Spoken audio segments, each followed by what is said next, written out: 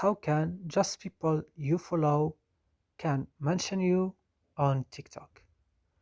Today I will show you how to do this. Just watch this video until the end. Make sure that you like and subscribe in this channel. So let's start. First, we just go to TikTok, then open it.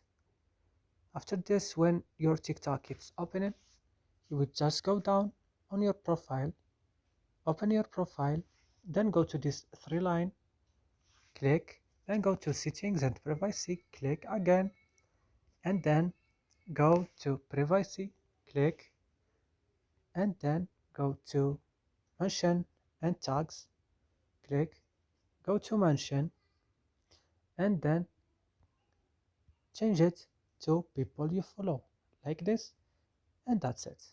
I hope this video is useful for you guys. Don't forget to like and subscribe in our channel. See you next video.